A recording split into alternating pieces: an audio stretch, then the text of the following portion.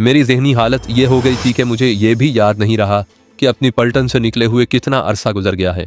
अगर मैं वापस जाता हूँ तो मेरा कोर्ट मार्शल हो सकता है। लड़ाई से भागना एक ऐसा जुर्म है जिसकी सज़ा मौत भी हो सकती है और उम्र कैद तो ज़रूर ही देंगे। अगर तुम मेरी बात मान लो तो जिंदा रह सकोगे, उसने कहा। बात इतनी सी है कि मेरे पास रुक जाओ और जब जंग ख़त्म हो जाए तो फिर देखेंगे कि तुम वापस गए तो बेहतर है कि यहीं रुके रहो। आपके पास रुक गया तो क्या करूँगा, मैंने कहा। ये है वो बात जो मैं तुम्हें बताना चाहता हूँ, उसने कहा।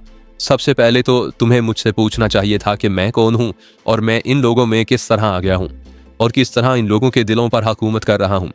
मेरे पूछे बगैर ही आप बता दें तो क्या ये बेहतर नहीं होगा, मैंने कहा। ये तो मैं तुम्हें बता ही चुका हूँ कि मैं कहाँ का रहने वाला हूँ, समीउल्लाह ने कहा।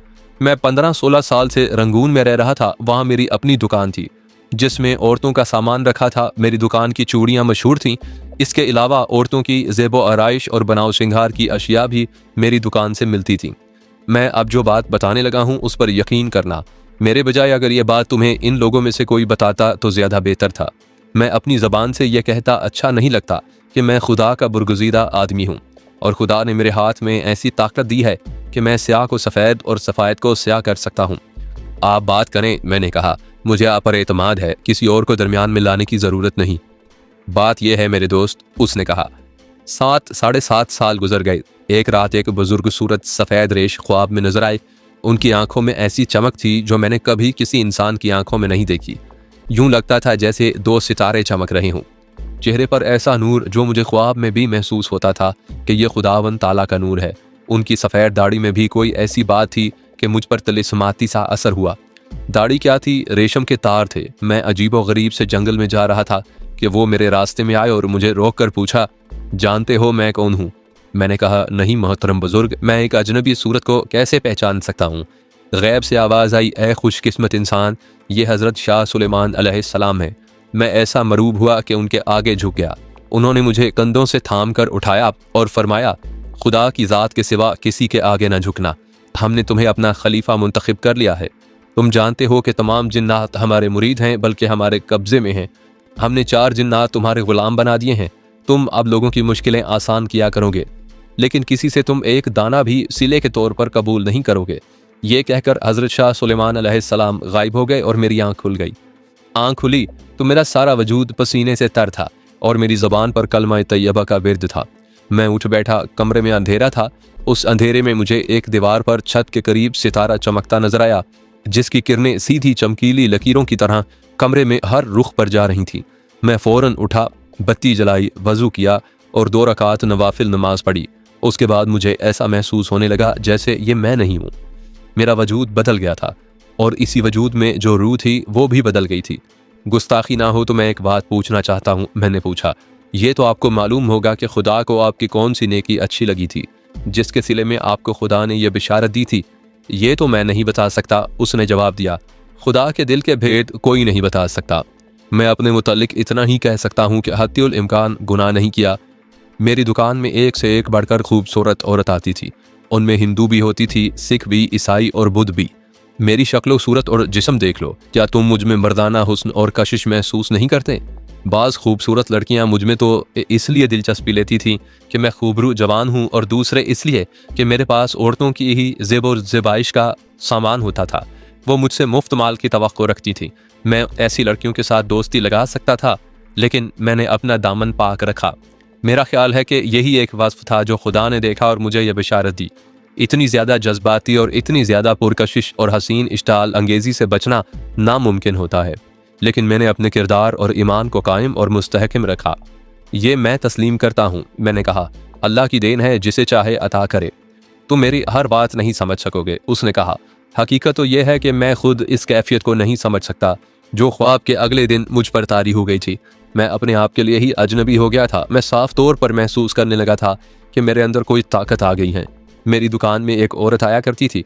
मुसलमान थी और पंजाब की रहने वाली थी। उसकी उम्र 35 साल थी और वो अभी तक बे औलाद थी। अमीर कबीर खामिम की बीवी थी। वो चूंकि मेरी मुस्तकिल गाहक थी, इसलिए उसके साथ सलाम दुआ की हद तक बेतकल्लुफ़ी हो गई थी। मैं उसके मुतल्लिक जानता था कि बे औलाद है। मुझे जिस वक्त हज़रत शाह सुलेमान अलैहिस्सलाम ने अपना खलीफा मुकर्रर किया, उससे 3-4 रोज़ के बाद वो मेरी दुकान में कुछ चीज़ें लेने के लिए आई। मैंने उसे वो चीज़ें देकर अपने पैसे लेकर पूछा कि उसने अपना डॉक्टरी मुआयना कर लिया है कि नहीं। उसने बताया कि उसका अपना भी और उसके खामिन का भी मेडिकल टेस्ट हो चुका है और दोनों बिल्कुल ठीक हैं। मैं कोशिश के बगैर ही मराकबे में चला गया। मैंने सुना था कि मराकबा क्या होता है, लेकिन मराकबे का कोई तजर्बा नहीं था। लोग कहते थे कि साल हर साल के रियाज के बाद इंसान को मराकबे की कैफियत अपने ऊपर तारी करने में कामयाबी हासिल होती है, लेकिन मैंने कोई कोशिश ना की और मुझे यूं महसूस हुआ कि दुनिया से मेरा ताल्लुक कट गया है और मैं हूं और ये औरत है। मुझे इशारे से मिले और उसके बाद मैं इस दुनिया में वापस आ गया और मुझे पता चलने लगा कि मैं दुकान में हूं और ये बाजार है और ये औरत मेरी ग्राहक है। मैंने उस औरत से कहा कि 1 साल के बाद वो बच्चे को जन्म देगी। वो मुस्कुराई और बोली, आपकी तसल्ली का बहुत शुक्रिया, दुआ करें। मुझे जो इशारा मिला था वो मैंने कागज़ में एक छोटे से टुकड़े पर मुंतकिल कर दिया। ये खाने से थे और मालूम नहीं वो क्या ताकत थी जो मुझसे हर खाने में एक हरफ और किसी खाने में एक लफ्ज़ लिखवाती थी। ये एक तावीज़ या नक्श बन गया। मैंने उस औरत से कहा कि ये नक्श एक बोतल में डाल ले और बोतल में कम से कम 1 प्याला पानी डाल ले। फिर हर रोज़ सुबह निहार मुँह बिस्मिल्लाह पढ़कर सिर्फ 1 घूंट पानी उस बोतल में से हर रोज़ पिए। वो मुझसे ये कागज़ तो ले तो गई, लेकिन उसके चेहरे से बददिली और मायूसी टपकती थी। वो तकरीबन 1 महीने बाद आई। अब उसके चेहरे पर हैरत थी। उसने कहा कि इसमें माँ बनने के आसार जाहिर हो रहे हैं। उसके बाद वो आती रही और फिर उसके जिस्म को देख कर ही पता चल जाता था कि वो माँ बनने वाली है। वो एक बेटे की माँ बन गई। उस 1 साल के दौरान में मैंने कुछ और लोगों की मुरादें भी पूरी की और बास की मुश्किलात भी आसान कर दी। मैं किसी साइल से कुछ भी नहीं लेता था। मेरे जहन में सिर्फ खुदा की खुशनुदी थी।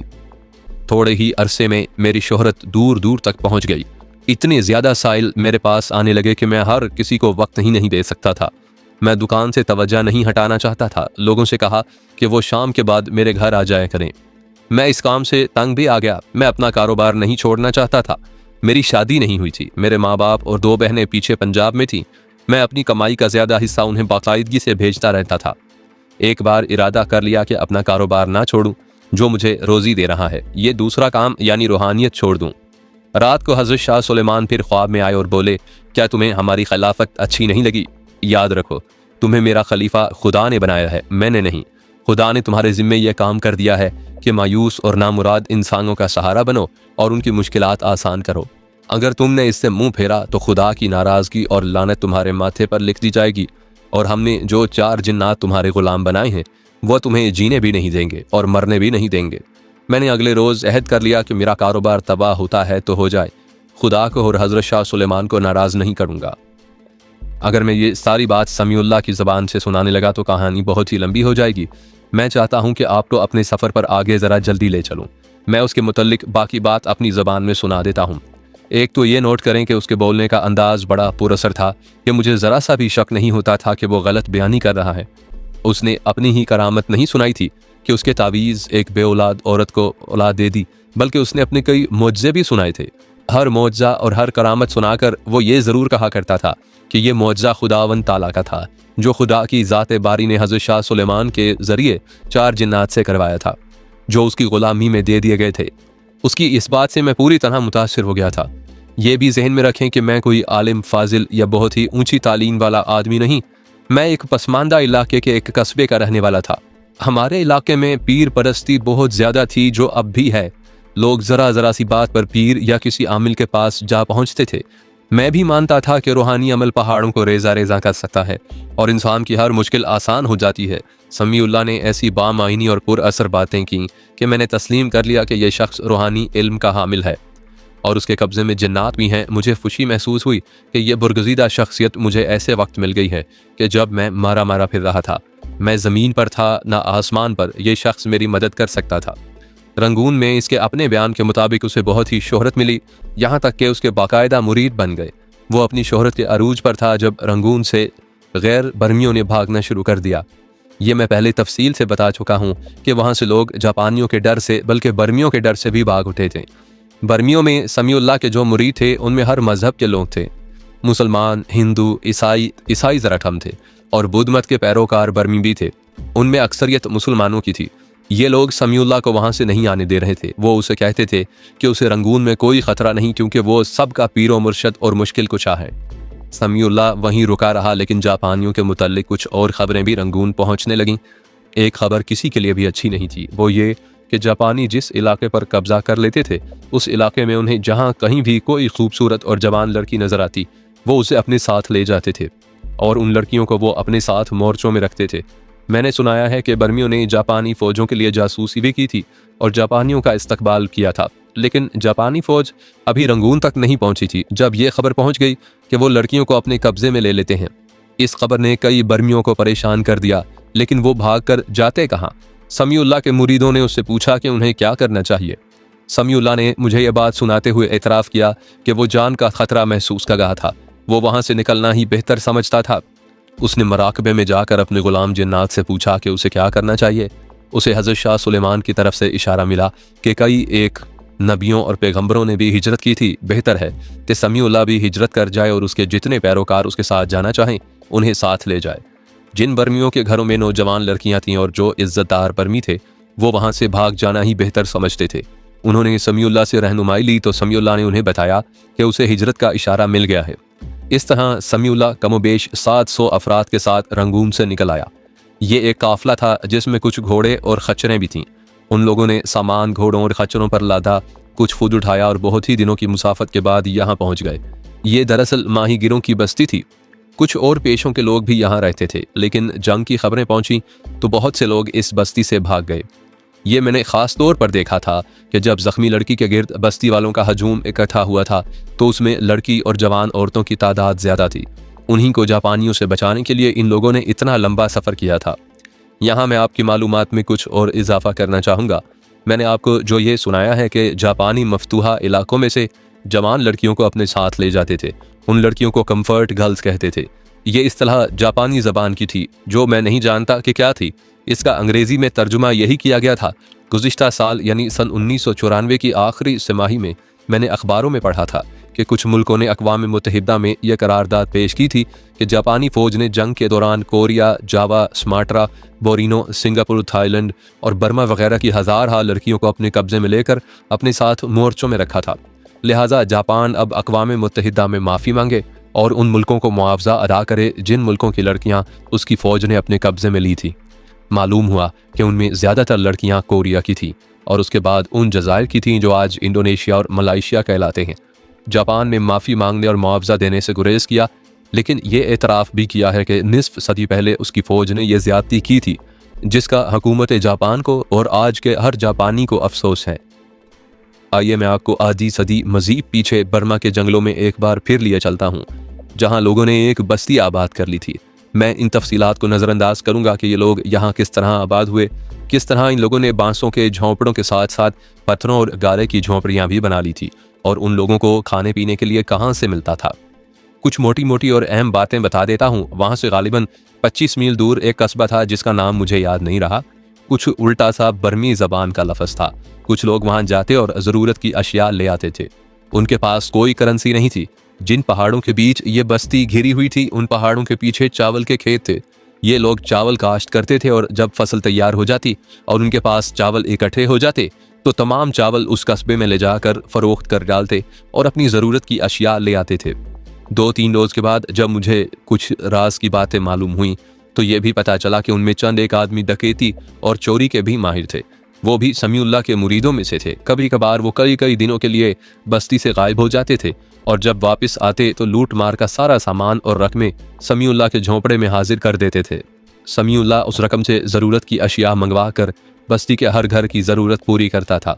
हो सकता है मेरी यह कहानी सुनने वालों में कुछ ऐसे लोग भी हों जो इस शक का इजहार करें कि ये अफसानवी दुनिया की बस्ती होगी। मैं ऐसे हजरात को बता देता हूँ कि उस खित्ते में किसी की हुकूमत नहीं थी और ना कोई कानून चलता था। पहले वहाँ अंग्रेज़ों की बादशाही थी। हर इलाके का एक थाना था और कहीं पुलिस की चौकी थी। इस तरह ये ज़्यादातर इलाका कानून के तहत आता था। लेकिन जापान की फ़ौज और उसके बमबार हवाई जहाज़ तूफ़ान की तरह आए और अंग्रेज़ पसपा हो गए। लड़ाई कहीं और लड़ी जा रही थी, लेकिन जिन इलाकों में जंग का नामो निशान नहीं था वहाँ भी किसी का कानून नहीं चलता था। मेरा ख्याल है कि मैंने शक रफा कर दिया होगा। मैं इस कोशिश में हूँ कि मैं ये दास्तान इन छोटी छोटी तफसीलात और वजाहतों में लंबी ना करूँ। मैं कुछ और किस्म के वाक़यात सुनाना चाहता हूँ। समीउल्लाह मेरे साथ जो बातें कर रहा था वो ऐसी ही थीं जो आजकल के अमलियात वगैरह करने वाले शाहजी वगैरह किया करते हैं, और मैं उसे पहुँच वाला आदमी समझ बैठा था। लोग तो पहले ही उससे मुतासिर थे और उसके मुरीद हो गए थे। लोग अपनी बेटियों और दीगर औरतों को बखैर खूबी रंगून से और इर्द गिर्द के देहात से निकाल लाए तो उन्होंने ये मान लिया कि ये या हज़रत समीउल्लाह की बरकत का नतीजा है। उन लोगों को तो मौत भूख नजर आ रही थी और ये भी कि उनकी लड़कियां जापानियों के हाथ चढ़ जाएंगी। अब उन्हें अच्छी खासी बस्ती मिल गई और वो जिंदगी के रास्ते पर रवां दवां हो गई। समीउल्लाह की बातों से मुझे यह भी पता चला कि वो उन लोगों का बेताज बादशाह है। उन लोगों को अपनी मुट्ठी में लेकर मुत्तहिद रखा और बस्ती का तमाम इंतजाम अपने हाथ में रखा और एक किस्म का डिसिप्लिन पैदा कर दिया। मैं तुम्हें बता चुका हूं कि मेरे साथ रहो, समीउल्लाह ने कहा। मैंने तुम्हें यह भी बता देता हूं कि मैं तुम्हें अपने साथ क्यों रखना चाहता हूं। तुमने अगर नहीं देखा तो फिर कुछ दिन रहकर देख लो कि ये लोग मेरी इबादत करते हैं। मेरी शोहरत इन पहाड़ियों से बाहर भी चली गई है। मुझे एक ऐसे साथी की ज़रूरत है जो मेरा दायां बाजू बन सके और मेरे लिए काबिल एतमाद हो। तुमसे बेहतर और कोई साथी नहीं हो सकता। आपके साथ रहकर मेरी हैसियत क्या होगी? मैंने पूछा। क्या मैं आपका बॉडीगार्ड हूँ या कोई और ड्यूटी होगी? मैं तुम्हें अपने साथ रखना चाहता हूँ, उसने कहा। पहले तुम अपनी आंखों देख लेना कि तुम मेरी इस बादशाही से मुतासिर होते हो या नहीं, फिर तुम खुद ही कहोगे कि तुम मेरी फलां ड्यूटी संभाल लोगे। अगर तुम मेरे बॉडीगार्ड बनते हो तो मैं तुम्हें मुलाजिम या चौकीदार नहीं समझूंगा। तुमने पूछा है कि यहाँ तुम्हारी हैसियत क्या होगी। मैं तुम्हें यकीन दिलाता हूँ कि यहाँ तुम्हारी हैसियत मुझ जैसी ही होगी और लोग तुम्हें मिन्नत समाजत करके मुझ तक पहुँचा करेंगे। मैं सिर्फ आज की बात नहीं कर रहा, मैं उस वक्त को नज़रों में रखे हुए हूँ जब जंग ख़त्म हो जाएगी और हम वापस रंगून या किसी और शहर चले जाएंगे। ये लोग हमारे साथ होंगे और यही लोग मुझे दूर दूर तक मशहूर कर देंगे। फिर तुम देखना कि तुम्हारे लिए जन्नत इसी दुनिया में बन जाती है कि नहीं। मैं एक बात पूछने की जुर्रत कर सकता हूँ? मैंने पूछा। क्या वाकई आपके हाथ में कोई ताकत है और क्या मैं मान लूँ कि हज़रत शाह सुलेमान ने 4 जिन्नात को आपका गुलाम बना दिया है? क्या तुम पानी पीना चाहोगे? उसने पूछा। मैं उस वक्त प्यास महसूस कर रहा था, लेकिन इतनी ज़्यादा नहीं कि बेताब हो जाता। उसने मुझसे पूछा कि मैं पानी पीना चाहूँगा तो मैंने अपने आप में हैरत महसूस की कि उसे मालूम हो गया कि मैं पानी पीना चाहता हूँ। मैंने उसके सवाल के जवाब में कहा कि मैं पानी पीऊँगा। उसने अपना खाली हाथ आगे किया तो मैं ये देखकर हैरान रह गया कि उसके हाथ में शीशे का गिलास था जो पानी से भरा हुआ था। मैंने उसके हाथ से गिलास ले लिया और हैरत ज़दगी के आलम में पानी पी लिया। उसने हाथ लंबा करके मेरे हाथ से गिलास ले लिया और बोला, गिलास ले जाओ। उसने गिलास हवा में उछाला तो गिलास गायब हो गया। तुम कुछ मुंह से निकालो, उसने कहा। मेरे गुलाम जिन्नात वो चीज़ हाजिर कर देंगे, लेकिन मैं तुम्हें ऐसा करने नहीं दूंगा। मैं तो कि तुम्हारी हर ख्वाहिश जिन्नात पूरी कर दें। मैं खुद भी ऐसा नहीं किया करता। इसकी वजह यह है कि मुझे खुदा ने उन मजलूम लोगों की खिदमत के लिए हज़रत शाह सुलेमान अलैहिस्सलाम का खलीफा बनाया है। मैं एक बात तुम्हें बेतकल्लुफ़ी से बता देता हूँ, तुम इस बस्ती की जिस नौजवान या बड़ी उम्र या किसी भी उम्र की औरत को बुलाओगे तो वो तुम्हारे पास आ जाएगी। फिर तुम्हें ये सहूलत भी मिलेगी कि जिस तरह ये लोग मेरा खाना अलग तैयार करते हैं, इसी तरह तुम्हें भी ख़ास किस्म का खाना मिला करेगा। कभी कभी ये लोग मेरे लिए परिंदे मारकर या जाल में फंसा कर ले आते और पकाकर मुझे खिलाते हैं। मछली की तो यहाँ कोई कमी नहीं। मैं उसके गिलास और पानी वाले कलिश्मे से तो बहुत ही मुतासिर हुआ और दिल ही दिल में उसका मुरीद बन गया। मेरे जहन में फ़ौरन वाजदा आ गई और इसके साथ ही आसिफ भी याद आ गया। मैंने सोचा कि समीउल्लाह से कहूँ कि वो मुझे वाजदा दिला दे, खा वो आसिफ से तलाक ले ले या आसिफ इस दुनिया से ही उठ जाए। पहले तो इरादा किया कि अभी उसके आगे अपनी यह ख्वाहिश रख दूं, लेकिन उसने कुछ ऐसी बातें की थी कि मैं खामोश रहा और सोचने लगा कि इसके साथ पूरी तरह बेतकल्लुफ़ी पैदा हो जाए तो मैं उसे अपनी ये ख्वाहिश बताऊंगा। मैं आपके पास रुक जाऊंगा, मैंने कहा। आप मेरे ज़िम्मे जो काम और जो फ़र्ज़ लगाएंगे वो इंशाअल्लाह मैं पूरा करूंगा। कल तुम्हें एक अलग झोंपड़ा मिल जाएगा, उसने कहा। मैं तुम्हें इजाज़त देता हूँ कि उन लोगों में घूमो फिरो, लेकिन अपनी सतह से नीचे ना आना। मैं तुम्हारे मुतल्लिक उन लोगों को ये बताऊंगा कि तुम मेरे खलीफा हो। आप मुझे हर किस्म की सूरत हाल में काबिल एतमाद पाएंगे, मैंने कहा। मुझे सिर्फ ये बता दें कि यहाँ क्या नहीं करना चाहिए और किस किस्म की एहतियात की ज़रूरत है।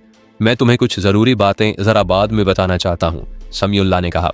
लेकिन मुझे ख्याल आया है कि एक इंतहाई ज़रूरी बात अभी बता दूँ, और वो ये है कि इस बस्ती में 2-3 आदमी मेरे ख़िलाफ़ हैं। ज़ाहरी तौर पर वो मेरी वफ़ादारी करते हैं, अंदर से वो मुझे अच्छा नहीं समझते। कोई ख़ास वजह? मैंने पूछा। वजह साफ़ है, उसने जवाब दिया। मैं मुसलमान हूँ और बड़ा पक्का मुसलमान हूँ। इस बस्ती में ज़्यादातर लोग मुसलमान हैं, उनमें हिंदू भी हैं और बुद्ध भी। मेरे जो मुखालिफिन हैं वो बुद्ध मत के पैरोकार हैं। मेरे जासूसों ने मुझे बताया है कि उन लोगों को शक है कि मैं हर किसी को मुसलमान बनाना चाहता हूँ, और ये है भी सही बात। मैंने खुद किसी गैर मुस्लिम को नहीं कहा कि वो इस्लाम कबूल कर ले, लेकिन यहाँ 7-8 गैर मुस्लिम मेरे हाथ इस्लाम कबूल कर चुके हैं। ये है मेरी मुखालफत की वजह। ये 3-4 आदमी मेरा कुछ नहीं बिगाड़ सकते। मैं चाहूँ तो उन्हें गायब करवा सकता हूँ, लेकिन मैं ऐसा कोई जुल्म नहीं करना चाहता। मैं तुम्हें एक और बात भी बता दूँ तो बेहतर होगा। तुमने जिस लड़की को अजदहे के मुंह से निकाला है, मैं उस लड़की के साथ शादी करना चाहता हूँ, लेकिन वो लड़की मान नहीं रही। उसका बाप मेरे पास आता है तो ऐसी बातें करता है कि जैसे वो मुझे अपनी बेटी दे देगा, लेकिन पता चला है कि वो अपनी बेटी के साथ है और अपनी बेटी मुझे नहीं देना चाहता। मैंने बाप बेटी से कहा था कि यह खुदाई इशारा है कि मैं उस लड़की के साथ शादी करूं, वरना मेरी अपनी ऐसी कोई ख्वाहिश नहीं है। अगर उन्होंने इनकार किया तो मैं बता नहीं सकता कि उन पर कैसी आफत पड़ेगी। वो आफत आज पड़ी है जो इन सब लोगों ने देख ली है। तुमने उस लड़की को मौत के मुंह से जो निकाला है, ये तुम्हारा अपना फेल नहीं था। तुम्हें खुदा ने उस तरफ भेज दिया था ताकि तुम उस लड़की को मौत के मुंह से निकालो, और ये खुदा की एक वार्निंग थी कि वो मेरे साथ शादी करने से इनकार ना करे, वरना नतीजा बड़ा भयानक होगा। क्या आप उन 3-4 आदमियों से कोई खतरा महसूस करते हैं? मैंने पूछा। मुझे उनसे जान का तो कोई खतरा नहीं, समीउल्लाह ने जवाब दिया। खतरा है कि ये लोग गैर मुस्लिमों को मेरे खिलाफ कर देंगे। मुझे एक बात बता दें, मैंने पूछा, उन लोगों के साथ मेरा सलूक कैसा होना चाहिए? तुम उनकी बातें सुनते रहना, समीउल्लाह ने कहा। अगर ये कोई खतरनाक बात करें तो मुझे बताना, फिर मैं तुम्हें बताऊंगा कि तुमने क्या करना है। इस मसले पर हम दोनों के दरमियान कुछ और बातें हुई। उसने मुझे दूसरे कमरे में ले जाकर कहा, अब सो जाओ, बाकी बातें कल होंगी।